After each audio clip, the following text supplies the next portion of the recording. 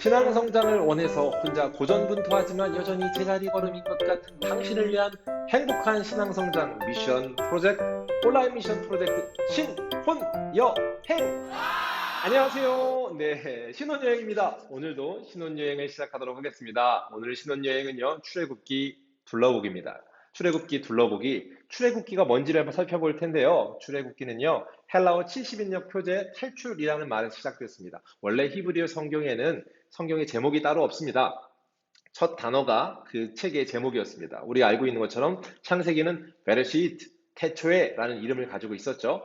마찬가지로 출애굽기도 이름이 따로 없었는데요. 지금 출애굽기라고 이름이 붙게 된 것은 헬라어로 히브리어 성경이 번역되면서 그러면서 그때 탈출이라는 단어로 제목이 생겼고 지금 우리는 그것을 출애굽기라고 쓰고 있습니다. 모세가 저자라고 알려져 있고요. BC 1446년에서 1406년경입니다. 이때는 출애굽 이후이면서 모세가 죽기 이전의 시기로 보는데 이때 기록됐다라고 보지요.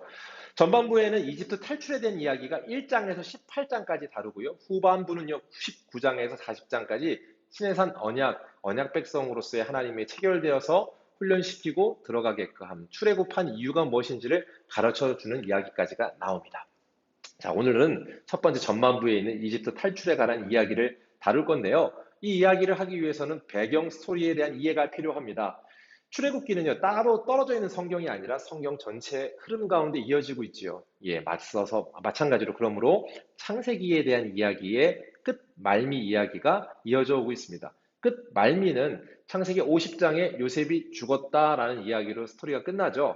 그래서 오늘 이야기의 시작은요, 야곱의 가문이었고 그 요셉이라고 하는 사람이 와서 이곳에 정착했다라는 얘기를 70인이 왔고 애굽에 요셉이 있었어 라는 이야기로 설명하고요. 그런데 문제가 생겼어 라고 하는 겁니다. 요셉을 알지 못하는 새 왕이 일어났고 그 왕은 이스라엘 민족에 대한 해석이 달랐다는 거예요. 우리보다 많고 강하다. 경계의 대상으로 봤죠. 언제 혹여 적들과 그가 힘을 합쳐서 우리와 싸우고 이곳을 떠나갈까 봐 걱정된다. 이런 게 그 당시 바로의 마음이었고 때문에 핍박이 시작됐다. 예, 왜 출애굽을 해야 되는지에 대한 배경 설명이 나오죠. 자, 이 배경 설명을 간단하게 요약해 보면 이렇습니다. 1장 5절에 70인이 왔어. 그런데 400년이 흘렀단 말이야. 400년이 흘렀어. 그런데 변화가 있었습니다. 요셉을 알지 못하는 왕 바로가 나왔다는 겁니다.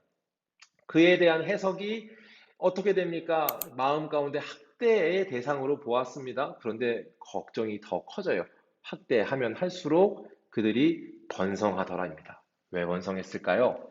하나님께서 이스라엘 민족을 택하셨습니다. 창세기 12장에 택하셨고 언약을 맺으셨어요. 번성케 하리라, 창대케 하리라, 복의 근원이 될지라 라고 말씀하셨죠. 그 이야기를 12장, 15장, 17장에 이어서 창세기에 계속해서 언약을 갱신하셨습니다.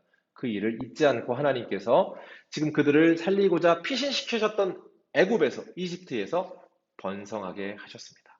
70인이 왔는데 어마어마한 수가 불어난 거죠. 자, 그렇게 와서 있어서 이들이 1장에서 4장까지의 스토리가 시작되는데 이때는 출애굽을 시작하기 위한 하나님의 준비 이야기가 나옵니다. 어떤 준비를 하시는가? 우리가 잘 아는 것처럼 바로가 핍박하게 됩니다. 아들을 모두 죽여라. 태어나는 아들을 모두 죽여라 했더니 나일강의 갈대숲 사이에 그 갈대 상자의 아들을 띄어보냈다. 그리고 그게 바로의 공주 딸에게 양자가 되어 켜졌다. 예, 모세의 스토리가 2장에 나오지요. 2장에 이야기가 나오고 그가 장성하였고 히브리인의 정체성을 갖고 있는 그가 활동하기를 시작했다. 그런데 그것이 실패하고 도망가더라가 2장에 나와 있는 이야기입니다. 그렇게 도망갔습니다. 도망가서 그가 목동으로서 삶을 살아가던 중에 하나님께서 부르십니다. 3장에 부르심이 일어나는 사건인데요. 그 사건이 3장에 기록됩니다. 네, 예, 불이 꺼지지 않는 타는 떨기나무를 만납니다. 떨기나무를 보고 아니 이불은 특별하다라고 모세가 느꼈습니다. 그래서 그곳으로 걸어가기 시작하는데 그때 소리가 들립니다. 모세야, 멈춰라. 모세야, 이곳은 거룩한 땅이니 너의 신을 벗으라. 가까이 오지 마라. 라고 얘기하시고 거기서 정체성, 그를 다시 한번 확인시켜 주시고 불러서 일하시겠다라는 약속의 장면이 3장에 나오고 4장에서는 그것을 준비시킴으로써 어떻게 가서 바로에게 이야기해야 되는지에 대한 대화가 나옵니다. 그래서 1장부터 4장까지 준비였습니다. 5장 스토리를 한번 보겠습니다. 5장에서 15장까지의 스토리를 보시면 대결 구도가 나옵니다. 어떤 대결인가요? 예, 맞습니다. 하나님과 바로와의 대결입니다. 이 대결, 우리가 잘 아는 스토리가 계속해서 이어지는데 어떤 대결이 일어나는가? 예, 왜 이 대결이 있어야 되는지에 대한 설명부터 이루어집니다. 왜요? 이들이 이 대결을 하고 나와야 했어요. 라는 이야기인데요. 성경의 기록이 이렇습니다. 6장 8절에 내가 아브라함과 이삭과 야곱에게 주기로 맹세한 땅으로 너희를 인도하고 그 땅에서 너희를 주어 기업을 삼게 하리라. 나는 여호와라 하셨다 하라. 이유가 뭐예요? 예, 하나님이 언약하셨던 그 일을 이루기 위함입니다. 그러니까 스토리를 계속 기억하셔야 돼요. 창세기에서 언약하셨고 이미 하나님께서 그들에게 주시고자 하셨던 복을 어떻게 이루어 가시는가라는 스토리 가운데 성경이 기록되고 있다는 거죠.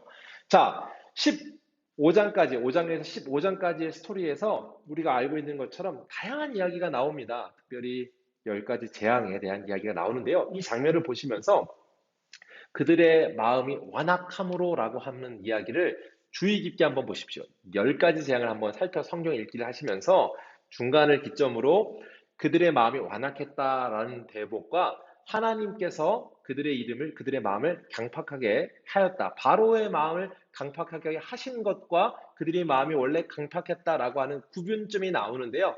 어느 재앙까지 그런지 한번 살펴보면서 읽어보시면 재미있을 겁니다. 힌트를 드렸습니다. 정중앙을 나눠서 한번 살펴보시라고. 예, 그렇게 한번 읽어보시면 도움이 될 거고요. 자, 12장에 아주 중요한 사건이 나옵니다. 유월절입니다. 10가지 재앙의 마지막 재앙이 되는 사건이 장자의 죽음이었죠. 예, 그 장자의 죽음 사건이 기록되어 있는 12장 유월절 뜻이 뭡니까? 예, 유월절이라고 말하는 것은 재앙이 넘어갔다 이런 의미죠. 유월절입니다. 그 절기입니다. 영어로는 패스오버 넘어갔다라는 뜻이죠.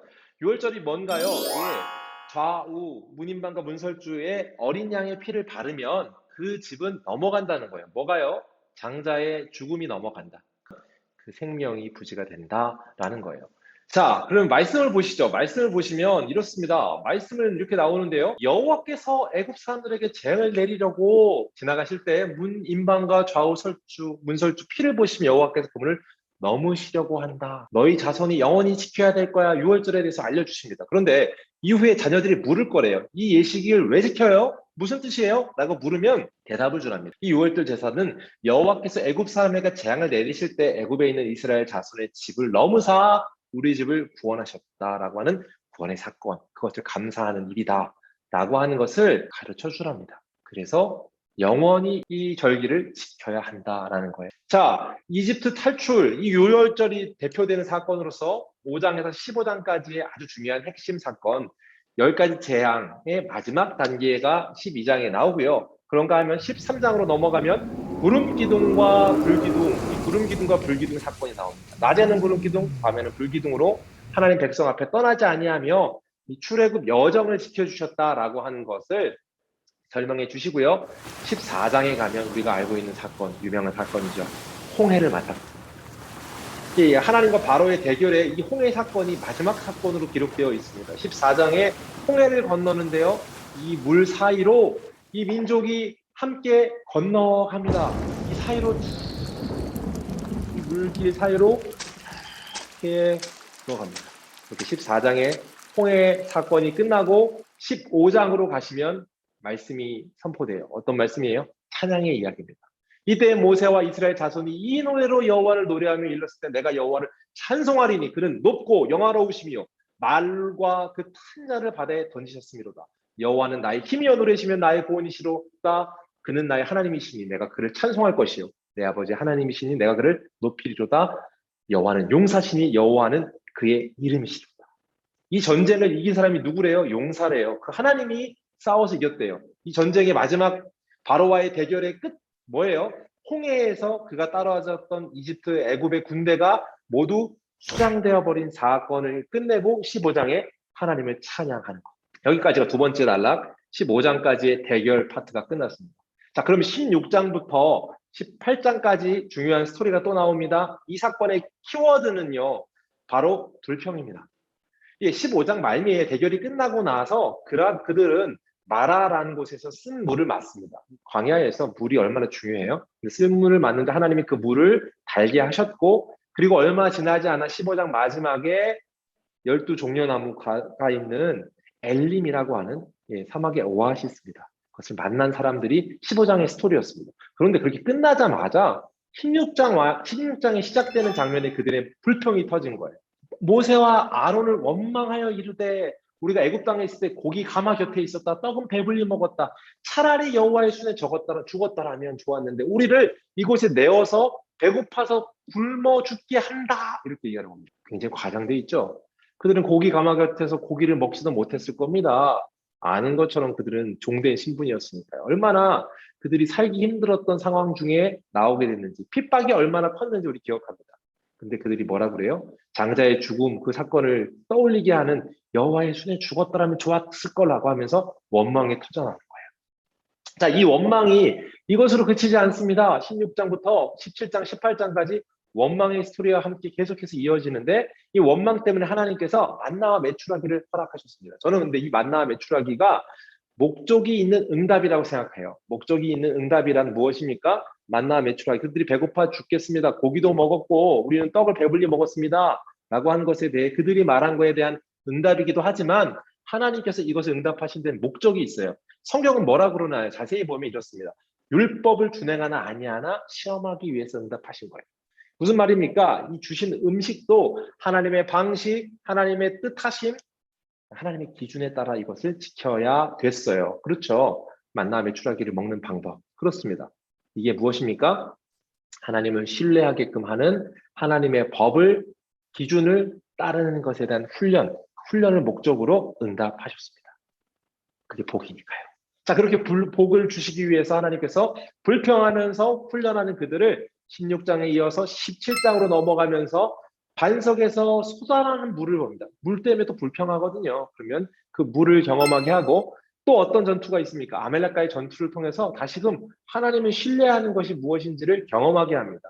그런가 하면 마지막 18장의 장인의 조언을 통해서 무언가를 세워가요. 뭐예요? 법을 세워갑니다. 어떤 법입니까? 모세가 이스라엘 무리 중에 능력 있는 사람을 택하여 우두머리를 세웁니다. 모세가 혼자 할 수 없고 국가의 기틀을 마련하는 겁니다.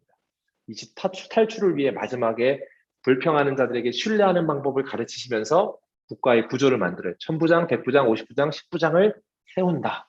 여기까지가 마지막 탈출을 위해서 국가 형성되어져 가는 과정, 준비, 체계를 만드는 것, 이 스토리가 함께 나오는 장면이었습니다.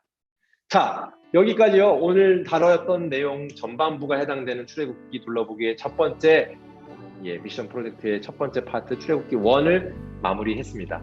끝까지 함께 해주셔서 감사하고요. 신나는 신혼여행, 신앙 성장을 돕는 온라인 프로젝트 신혼여행에 끝까지 참여해주신 여러분 감사하고요. 끝까지 참석해주신 여러분들 모두가 함께함으로 승리하는 영적 성장을 이루는 모두가 되기를 간절히 축복하고 기도합니다. 감사합니다.